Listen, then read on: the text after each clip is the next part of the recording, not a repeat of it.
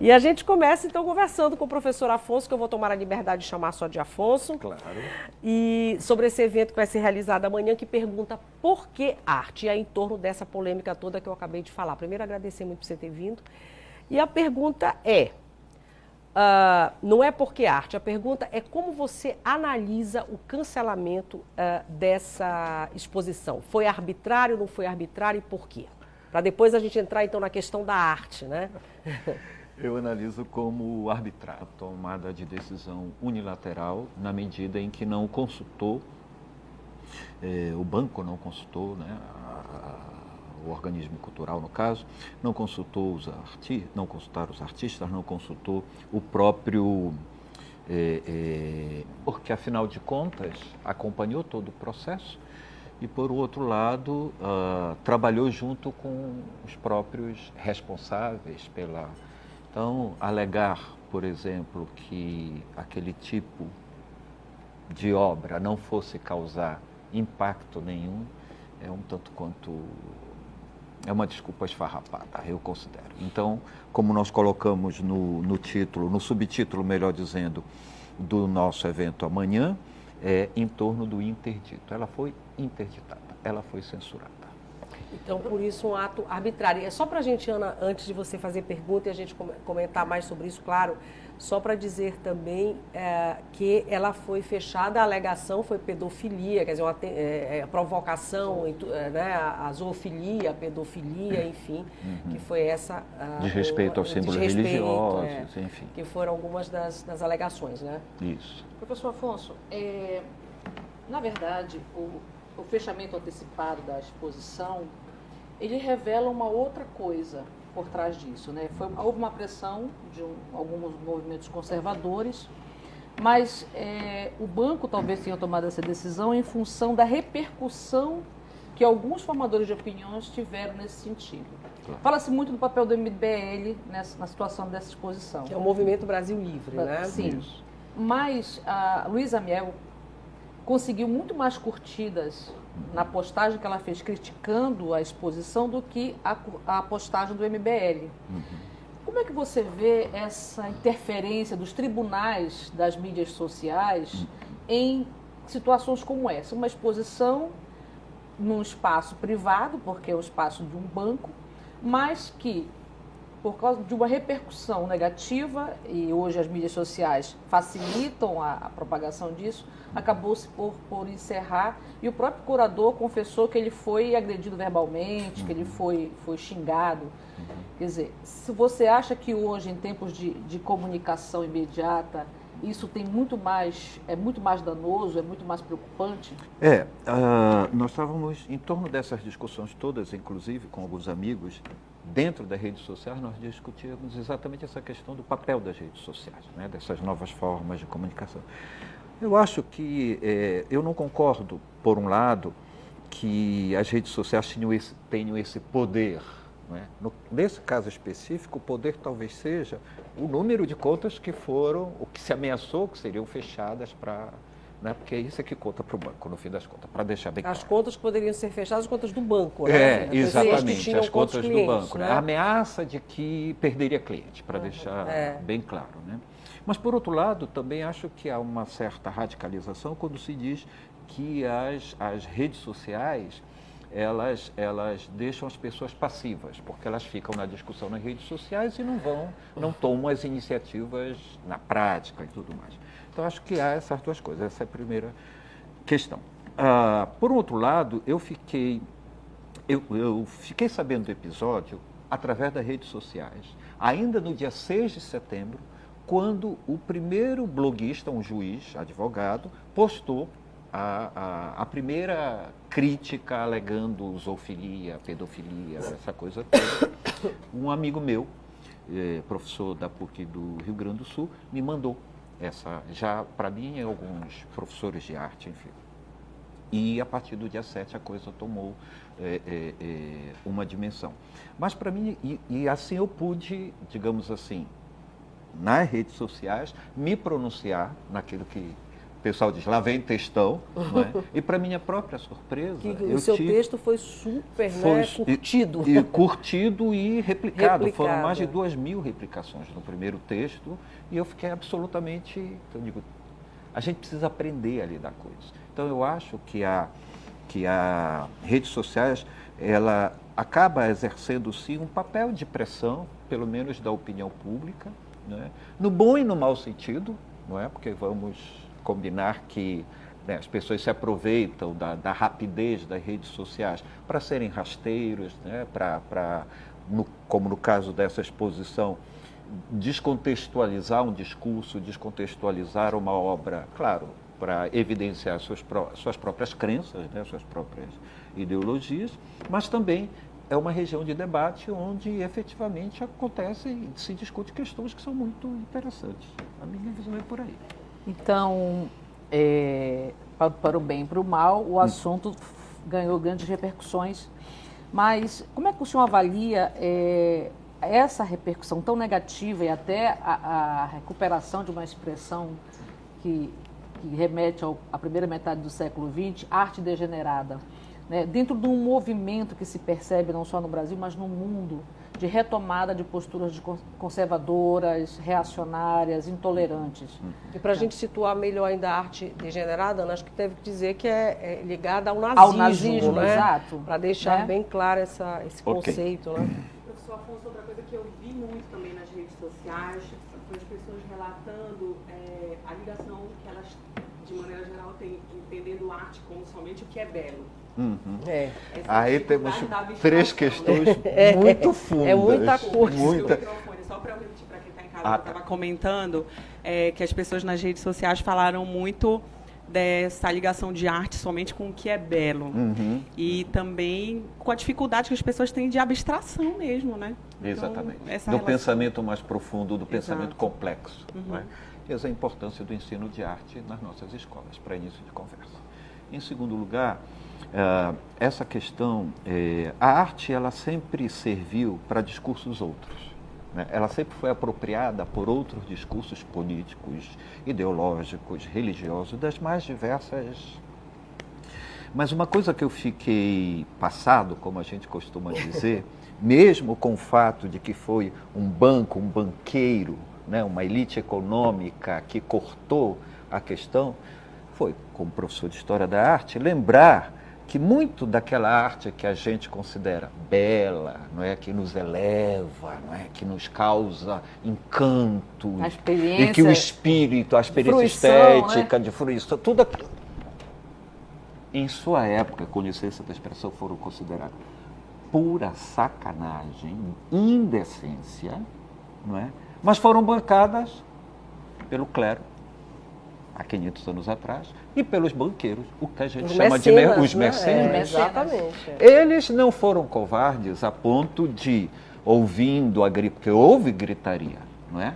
Quando o Davi do Michelangelo foi para a Praça Pública, porque ele foi esculpido para ir para a Praça Pública, não para dentro de um museu, foi apedrejado. E hoje as pessoas vão à Florença e vão lá ver o Davi e acham que é maravilhoso. E ainda fazem um selfie. Mas fazem selfie e não fazem essa associação nesse caso aqui. Exatamente. Né? Isso é que é... Então eu costumo dizer, cuidado com o que você chama de arte indecente hoje, porque ela pode ser a grande arte de amanhã.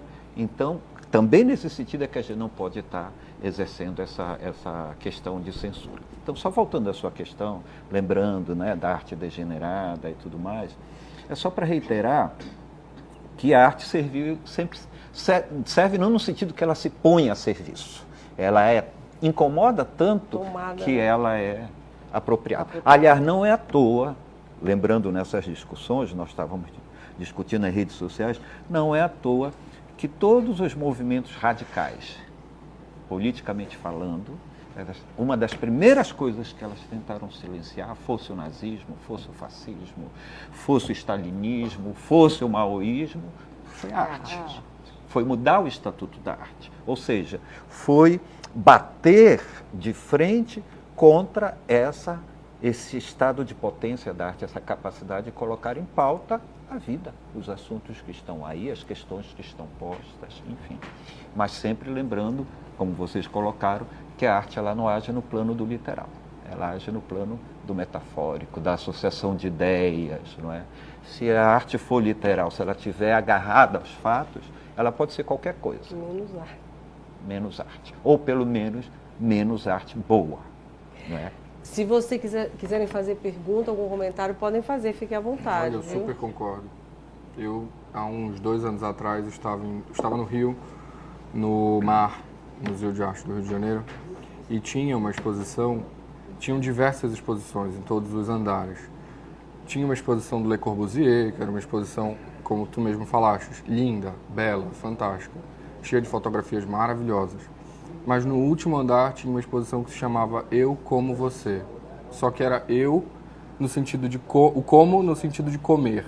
Então ela era uma forma de expressão muito forte, porque ela era uma exposição audiovisual de arte. E os vídeos eram pessoas engolindo o cabelo de outras pessoas e engolindo literalmente as outras pessoas. Inclusive isso é uma exposição super conhecida.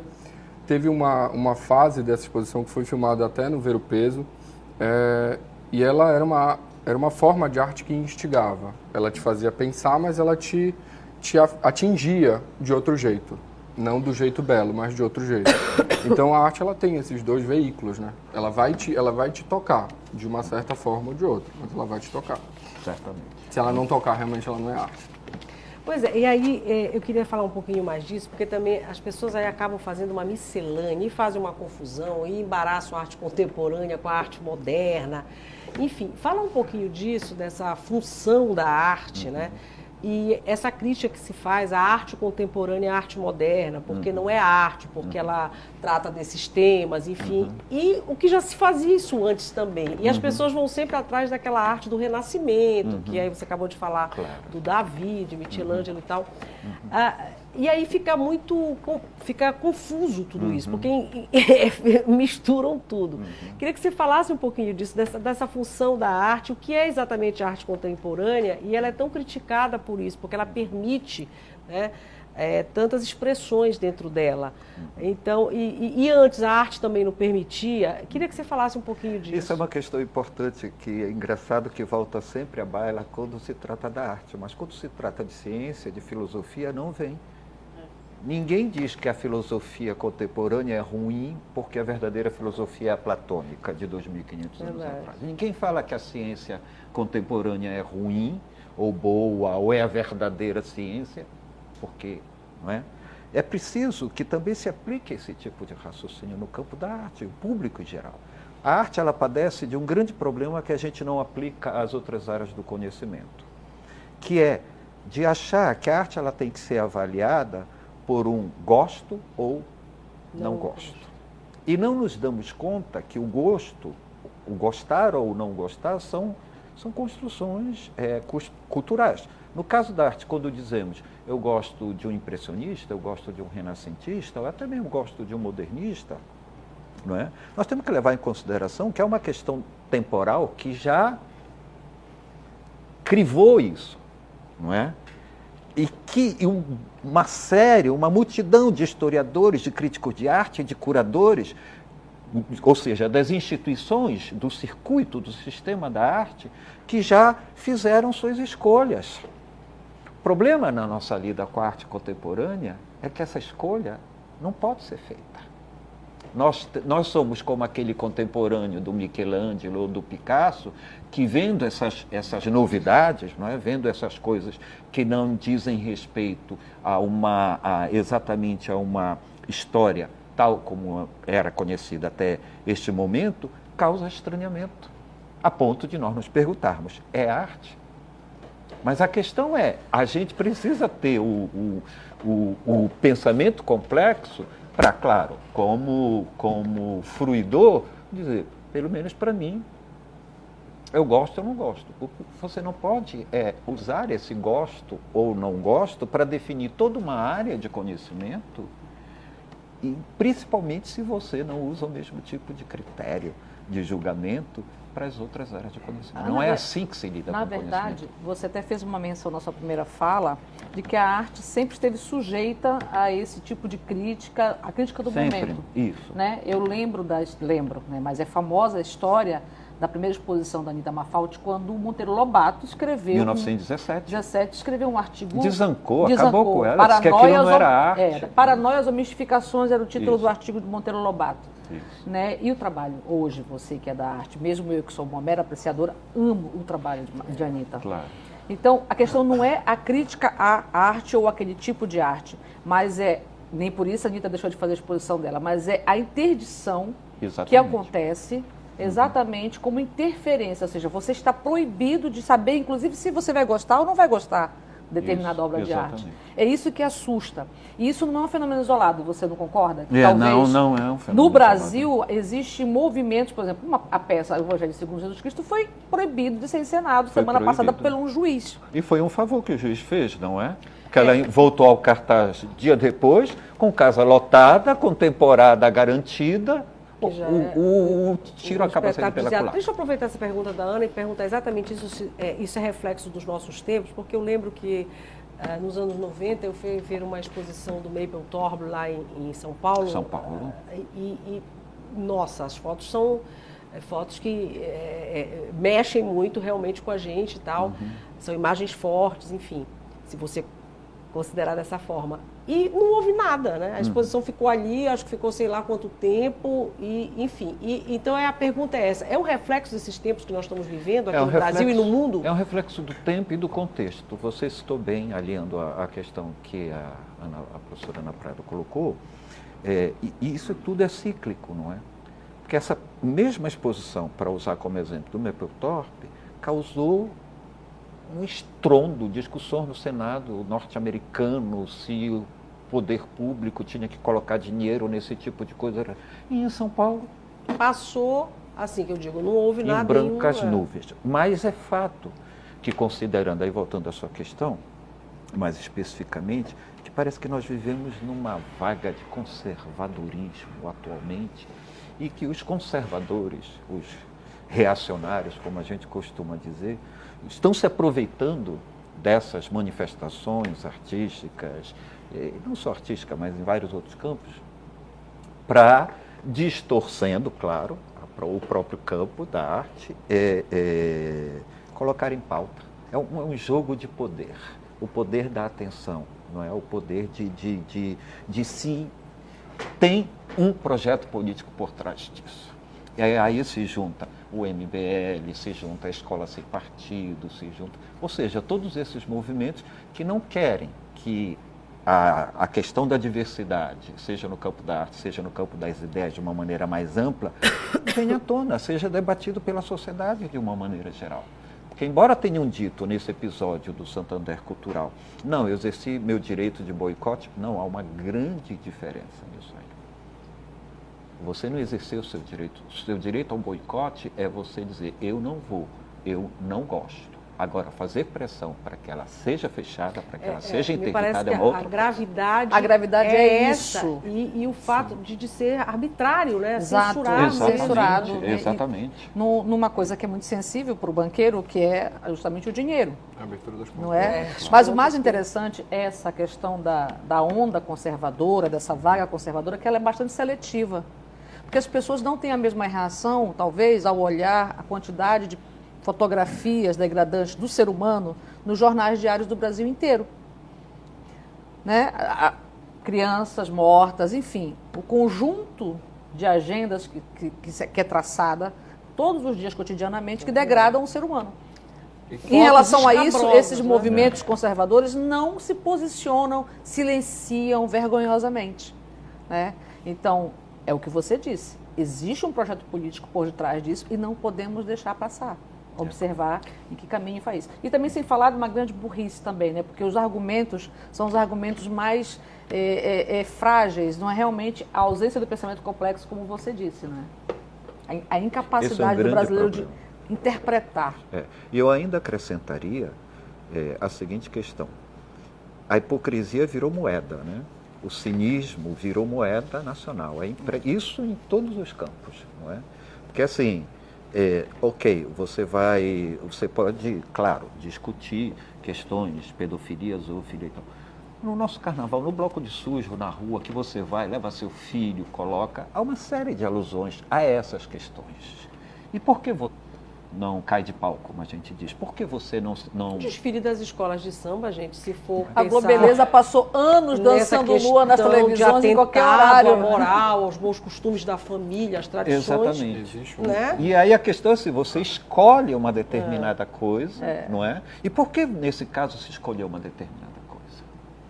Não é só porque a questão da arte, é porque é a questão da diversidade. Aliás, a discussão está toda limitada numa questão que a exposição não sublinha, porque, claro, estão criticando o movimento LGBTQ, que não estão dando voz. Em primeiro lugar, a maioria dos artistas não são gays, não são lésbicas. Para início de conversa. O título é Queer Museu, ou era, né? Cartografias da diferença na arte brasileira. Que, inclusive, tinha obras de artistas que não estão no circuitão da arte, do sistema da arte, né? Das galerias e tudo mais. Era também um discurso para dentro do próprio, uma crítica também para o próprio sistema, o próprio segmento da arte. Cartografias da diferença, não era cartografias das diferenças sexuais, das diferenças de gênero. Lembrando que o termo queer, no original, normalmente é traduzido como esquisito. Embora, na prática, em termos de injúria, possa ser, como fizeram os portugueses, que traduziram para teoria maricas. Porque no sentido da injúria é bem isso. Amanhã, o título da minha fala amanhã no evento vai ser Por que arte viada? Exatamente para chamar atenção sobre isso. Mas o Queer Museu, esse título, ele tem uma ambiguidade aí. Não é? É queer de esquisito, no sentido de um tipo de arte que nós não costumamos ver no circuito, não é? Que é invisibilizada dentro do próprio circuito de arte. E, claro, a questão de gênero, né? A questão da diversidade sexual, enfim. E aí, não sei se surpreendentemente ou não sei nem que palavra usar, agora ontem surge a história da volta da cura gay, né? Dessa decisão liminar do juiz a partir de uma solicitação de uma psicóloga, né? Então as coisas parecem que andam meio uma relacionada à outra, né? Correlacionadas. É um espírito do tempo complicado, não é, professor? É complicadíssimo. A sensação que eu tenho é que você não consegue dormir, a gente não consegue dormir. Porque a cada dia, às vezes a cada hora, é um absurdo que a gente fica sabendo, não é? E tomado por instituições, nesse caso a Justiça. Outra questão foi o quadro retirado pelo delegado lá na exposição, também alegando mesmo na exposição em Campo Grande, semana passada, né? Porque a coisa se tornou... Tirou da exposição porque o delegado viu no quadro da exposição que estava há meses... Isso abre prerrogativas. Abre prerrogativas muito sérias e muito perigosas, não é? E hoje, ou ontem, o quadro voltou para a exposição porque o juiz, enfim, viu que não tinha absolutamente nada a ver, entendeu? Então, essa questão da pessoa chegar e decidir por conta própria, não é? Isso é muito sério. Muito sério, porque é uma censura, uma arbitrariedade que você está dizendo, né? Decide e diz não. Exatamente. E essa contemporaneidade estranha, ela como que se tivesse dado licença para que as pessoas agora pudessem exercer, quando tem, essa possibilidade de poder em nome daquilo que você acha que é o correto. Se há algum tempo isso ficava um pouco mais reservado, hoje um juiz ele pode arbitrar dentro de uma área de conhecimento que absolutamente ele não entende nada. Não é? Se há uma decisão do Conselho de Psicologia em relação a como tratar a questão da homossexualidade, o juiz vai e arbitra aquilo. Né? Há uma professora que é muito famosa no Twitter, a Érica, ela disse hoje, eu estou com medo de dormir e acordar encontrando guilhotinas nas esquinas das ruas. Porque o retrocesso em termos de pensamento, em termos de processo civilizatório, está numa relação exponencial, seria isso? Em tão pouco tempo, não é? Isso é uma questão muito séria. No seguinte sentido, que se viu muito nesse episódio da exposição Queer Museu. É óbvio que o público em geral, a sociedade em geral, ela tem todo o direito de discutir, seja qual for a coloração ideológica, política, de discutir o que é ou o que não é. Mas decidir sem consultar os especialistas. Um juiz decidir. O promotor foi lá da vara da infância, né? E acabou. E chegou à conclusão que as obras não incentivavam Exatamente. a pedofilia, a zoofilia. Exatamente. Eu vi todas as Não é fotografias de todas as obras, não achei absolutamente nada de anormal, que eu já não tivesse visto em outras escolas de arte ao longo da história da arte registrada, né? Claro. Que, aliás, Outra alegação, sim. outra alegação entre esses mais conservadores e tal é que seria uma exposição financiada, né, por um banco, enfim, pelo dinheiro também público, enfim, e que seria uma exposição voltada à educação de crianças e adolescentes. Então, eu queria que o senhor explicasse um pouquinho a respeito dessa questão. Em duas questões hipócritas. Exatamente. Inclusive, o Estadão traz essa discussão, a jornalista Lisa Ausker fala hoje, faz um relato, que o título é "Você levaria o seu filho a essa exposição?" Esse texto é muito bom, porque ela traz o exemplo do quão chocado ficou o filho dela com um quadro de Cavalcante, o menino morto, não é isso? Exatamente. Isso. É muito bom isso. Pois então, em primeiro lugar, o direito meu, como espectador, de decidir o que meu filho pode ou não ver, é o mesmo direito de todos os outros pais e de todos os outros responsáveis. Então, quando eu forço para que aquilo seja cortado porque eu não concordo, eu estou agredindo o direito do outro decidir se ele deve ou não levar o filho. Essa é a primeira coisa. Muito bom.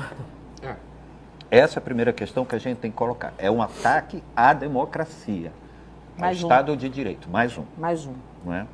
A segunda questão é óbvio que a partir dessa primeira colocação, foi aquilo que eu disse num dos meus posts, é o título de um dos meus posts. Museu não é playground. Isso foi muito bom. Não é um local onde você joga criança sem. Ao contrário. Não é a Disney, né? Não é a Disney, entendeu? Ou não é como a maioria das famílias hoje fazem, que transformam qualquer espaço, inclusive a igreja, em playground. Largam seus filhos, não é? Não é. Uma exposição ela tem que ser mediada. Um professor que leva seus alunos a uma exposição, ele tem que se informar primeiro, inclusive para saber se ele tem condições de, na discussão, porque as discussões vão surgir, se ele tem condições de articular ou ir até o museu, os mediadores, né, que todo museu, toda exposição hoje tem um setor de arte e educação, enfim, de mediação, e conversar. Então, não dá para simplesmente chegar. Como não dá para simplesmente chegar? Há uma grande diferença, em nenhum lugar, há uma grande diferença para os tempos da ditadura, quando a gente ia ao cinema e estava lá, este filme é proibido para menor de 18 anos. E hoje que você vai, ou na televisão, e diz, este filme não é indicado, ou é recomendado. Há uma grande diferença, que é a diferença exatamente entre orientar e censurar. Perfeito. Nesse evento de amanhã, Por que Arte, que pergunta, vai ser você, o Hernani Chaves e a comediação da Regina. Isso. Né? Deixa eu só explicar como surgiu. Surgiu da professora nas Regina redes. Alves. A professora Regina Alves, no meio do debate, propôs que se aprofundasse, não perdesse a oportunidade para se aprofundar essas discussões. O professor convidou o professor Hernani Chaves, provocou o professor Hernani Chaves, que aceitou imediatamente e que me convocou também imediatamente. Isso é questão de alguns cliques, não é?